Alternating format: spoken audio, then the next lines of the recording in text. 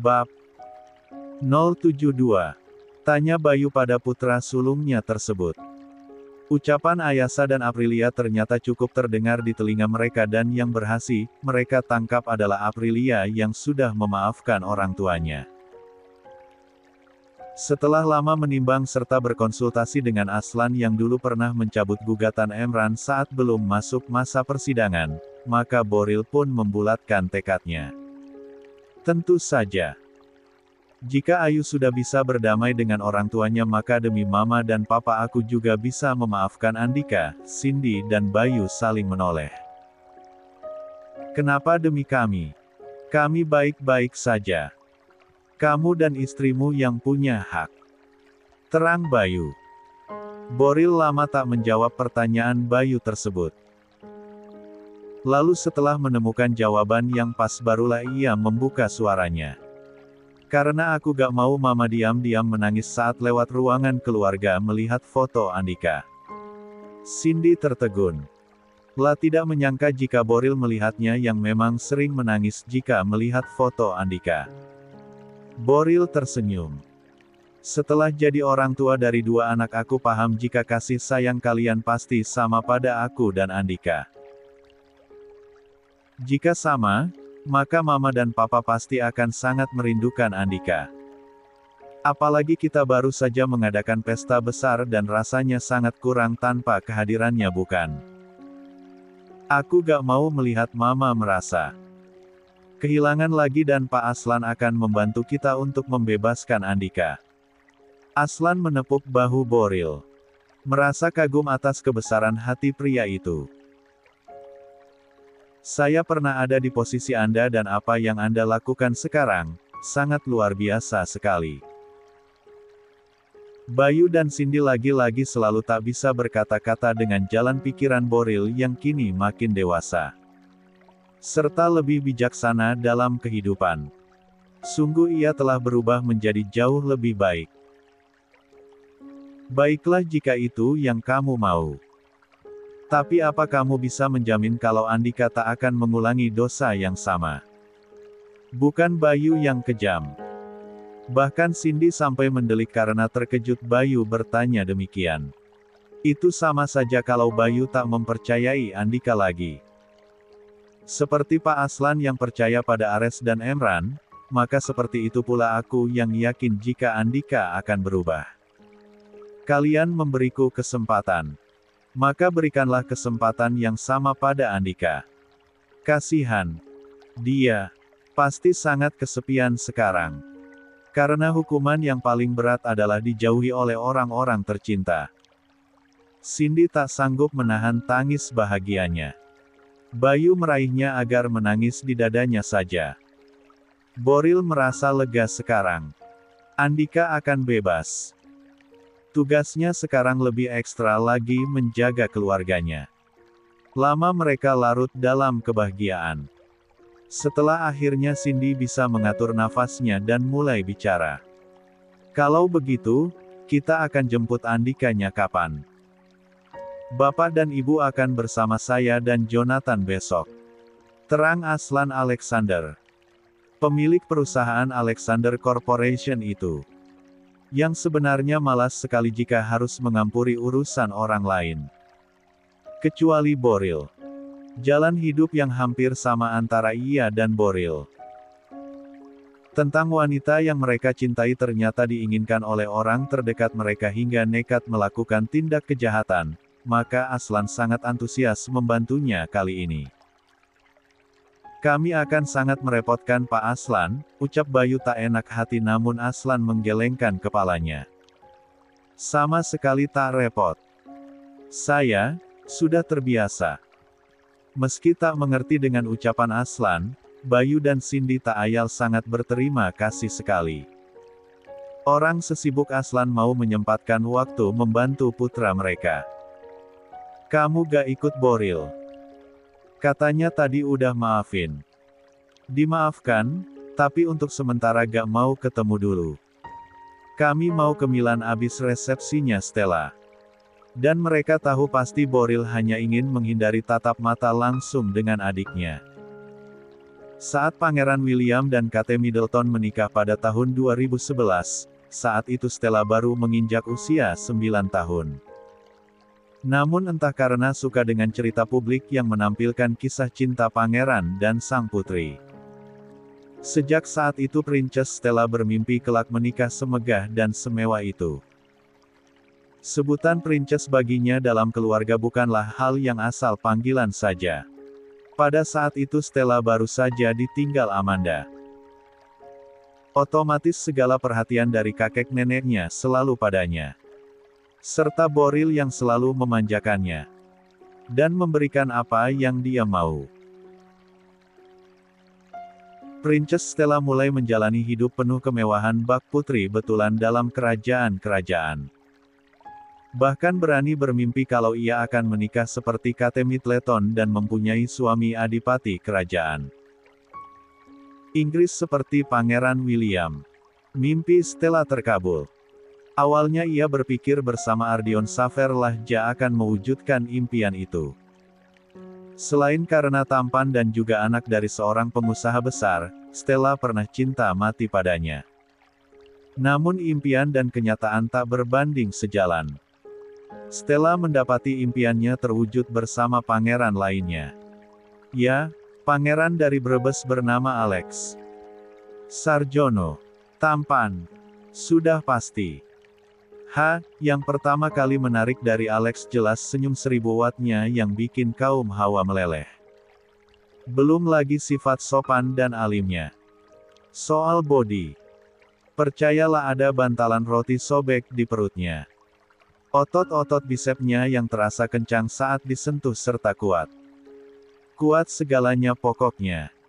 Untuk urusan fisik, Alex sudah masuk kategori pas sebagai pangeran dalam dunia impian yang jadi nyata.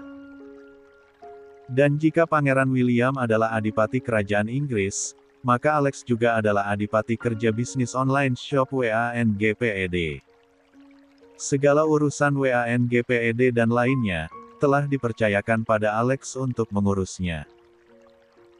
Bayangkan saja seorang Bayu Sebastian Rohichan yang merupakan salah satu orang terkaya di Indonesia dengan kerajaan bisnis yang menggurita tidak hanya di Indonesia dan juga Jerman, bisa mempercayakan laju bisnis pada seorang Alex Sarjono.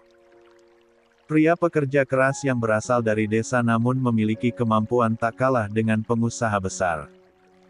Harus diakui bahwa kecerdasan Alex dalam berbisnis dan pengalamannya jelas lebih banyak dibandingkan Boril Fabian Rohichan. Oleh karenanya, si solenan rajin menabung itu bisa dengan mudah membawa seserahan dan biaya fantastis untuk pernikahannya. Stella bahkan tak sanggup menghitung berapa harga seserahan yang diterimanya. Namun satu buah cincin berlian 10 karat yang melingkar manis di jari sudah menjadi bukti seberapa sultan suaminya. Sudah sampai, ucap Alex sambil tersenyum pada Stella. Mobil yang dibawa Alex sendiri menuju kampung halamannya, Bumi Ayu, sudah sampai di depan gerbang rumah yang terlihat paling besar di antara rumah yang lain. Alex membunyikan klakson dan nampak seorang pemuda berlari dari arah dalam rumah kemudian membukakan pintu pagar. Saat pintu sudah terbuka, mobil Alex pun segera masuk. Sekilas Stella melihat anak ABG tadi tersenyum padanya. Wajahnya mirip sekali dengan Alex. Itu Banyu. Adik Mas yang kelima. Masih kelas 3 SEM. Terang Alex menjelaskan siapa pemuda yang berhasil menyita perhatian Stella barusan. Stella lalu tersenyum dan menganggukkan kepalanya. Di pintu masuk sudah menunggu tak sabar Teguh Slamet, Rani Mariati, Bayu, Ayuni dan Ajeng. Alex memberhentikan mobilnya tepat di pintu masuk. Ila genggam tangan istrinya. Ayo. Stella pernah bertemu dengan Rani dan juga Teguh. Bahkan mengobrol bersama. Namun rasanya selalu saja gugup. Berbeda halnya dengan Aprilia yang memang sudah akrab dengan mertuanya sedari kecil, jadi Ophelia tak bisa bertanya pada Mavi kesayangannya itu kiat-kiat menghadapi mertua. Mantune ibu. Ayu men. Ucap Rani memuji kecantikan Stella ketika mencium tangannya. Selamat datang di kampung Yak, Non. Stella, panggil begitu aja Bu. Rani tersenyum lagi. Meriam Beliina versi Brebes ini suka sekali memandang wajah Stella yang tak bosan dilihat. Imut dan cantik. Serasi sekali dengan putranya yang menurut Rani adakah yang paling tampan sak Brebes. Wajar kan ya? Namanya juga anak sendiri. Pasti akan dianggap paling tampan. Baru setelahnya bapaknya. Baru setelahnya adik-adik Alex seperti Damar dan Bagus. Kemana ini pembahasan? Kemana sajalah pasrah saja. Sepasrah Stella ketika diajak masuk dengan antusias oleh adik-adik Alex yang perempuan. Ayuni dan Ajeng. Mbak, pakai skincare apa? Kulitnya bagus. Tanya si bungsu Ajeng sambil menggamit tangan Stella. Ayuni yang berada di sisi kiri Stella pun tak mau kalah. Sering ke salon ya Mbak. Ayuni mau secantik Mbak Stel, Lia Ajeng juga. Stella hanya tertawa kecil. Dibuatnya. Ja adalah anak tunggal dalam keluarganya sebelum Azam ada kemudian menjadi kakak dari Azam yang merupakan kebahagiaan dan kesenangan tersendiri baginya. Ja jadi tak merasa sendirian di dunia ini dan setelah menikah dengan Alex, membuatnya makin bahagia karena ia memiliki 8 adik ipar. Jadi totallah memiliki 9 adik. Sang putri telah diajak berkeliling rumah oleh Ajeng dan Ayuni tinggallah Alex bersama dengan kedua orang tuanya. Sak Kecamatan Bumi Ayu tak undang. Alex baru saja duduk di atas sofa keluarga mewahnya yang berukiran dari kayu jati tersebut. Orang tuanya memang memiliki selera klasik yang bagus. Tapi bukan itu yang membuat Alex terkejut. Tak lain adalah dari rencana Meriam Bellina mengundang satu kecamatan ternyata benar-benar diwujudkannya. Gak kebanyakan Bu. Emangnya rumah kita cukup buat numpang tamu banyak begitu? Tanya Alex yang tak habis pikir dengan niatan Rani Mariati tersebut.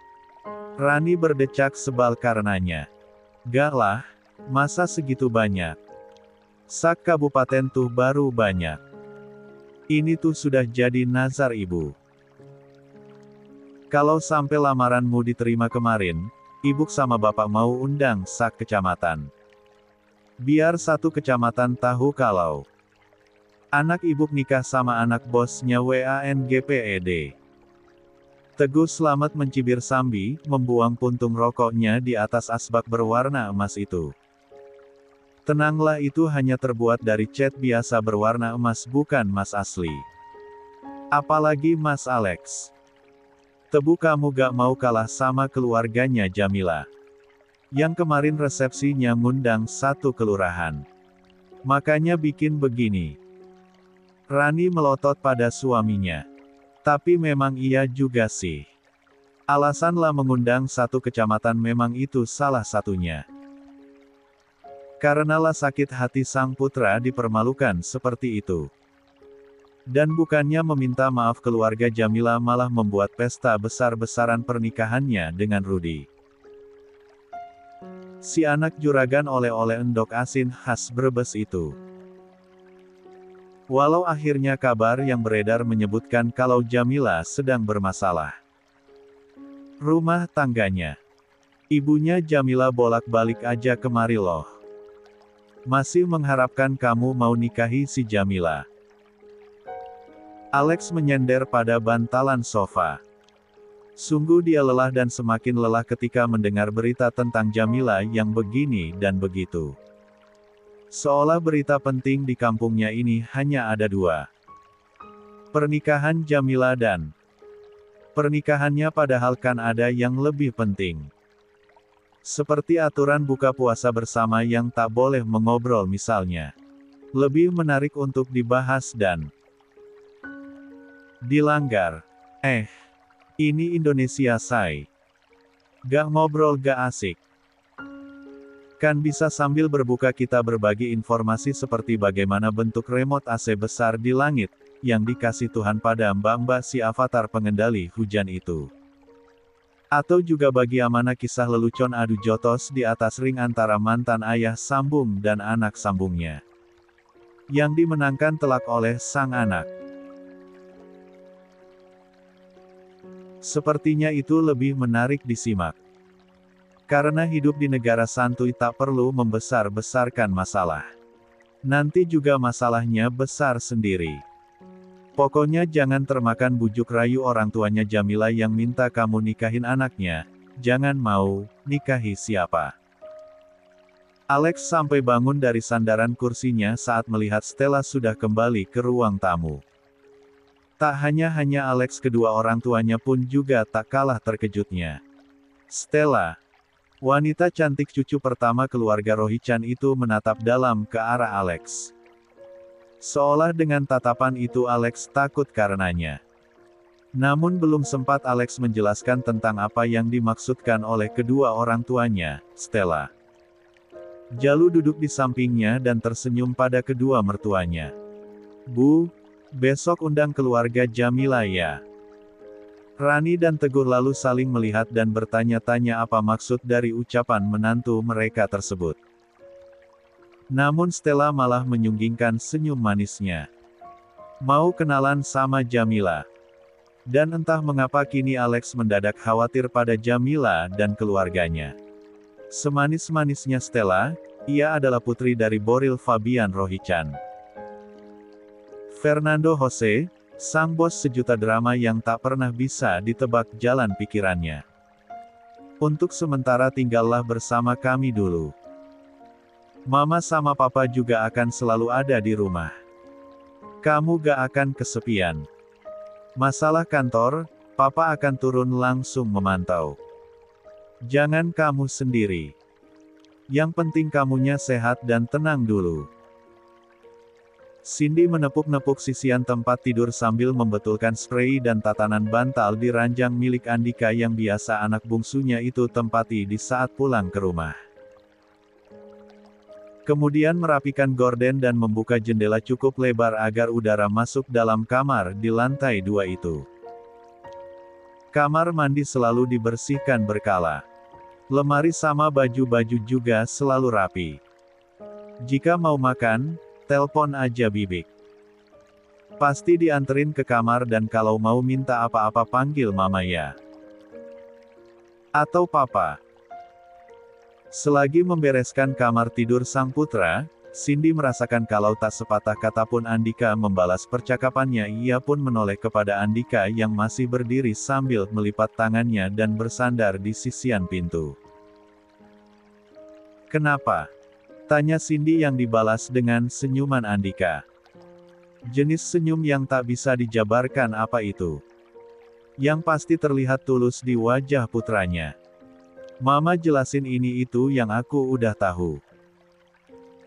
Seolah aku ini orang luar yang baru datang ke rumah ini. Ada getir yang dirasa dalam senyum si tampan yang baru saja merasakan udara bebas beberapa jam yang lalu. Karena belum masuk ke persidangan dan juga karena pengaruh bantuan Aslan Abizar Alexander, Bayu dan Cindy bisa membawa pulang kembali Andika ke rumah mereka. Tak ekspresi yang berarti dari wajahnya, bahkan Andika terdiam tanpa suara sepanjang perjalanan dari kantor polisi menuju rumah. Mendengar Andika bicara begitu, Cindy agak panik dan ia takut kalau Andika tersinggung dengan kata-katanya. Bukan begitu maksud mama sayang. Aku tahu. Abraham lagi-lagi tersenyum. Ila mengedarkan pandangannya keluar kamar namun akhirnya masuk lagi ke dalam kamarnya menemui Cindy. Abang, kemana? Tertegun. Hanya itu yang bisa Cindy katakan ketika mendengar Andika. Rasanya sudah lama sekali tak mendengar panggilan abang dari mulut Andika untuk Boril. Kenapa gak jemput di kantor polisi? Untuk sekilas Cindy bertanya-tanya. Apakah Andika dipukul kepalanya di kantor polisi? Sehingga ia hilang ingatan tentang apa yang dilakukannya. Bisa-bisa Nyala bertanya kenapa Boril tak menjemputnya. Abang mau pergi ke Brebes buat resepsinya Stella. Kini giliran Andika yang tertegun sebelum ia tersenyum sumir. Princess kita, sudah menikah ya? Aku, gak datang. Ucapnya sambil duduk di bawah tepian ranjang. Bersimpuh di kaki ibunya dan menaruh pipinya di pangkuan Cindy. Abang pergi bukan karena ingin ke pesta Stella. Tapi untuk menghindariku, Cindy menangis. Ia mengusap rambut Andika yang masih dalam pangkuannya.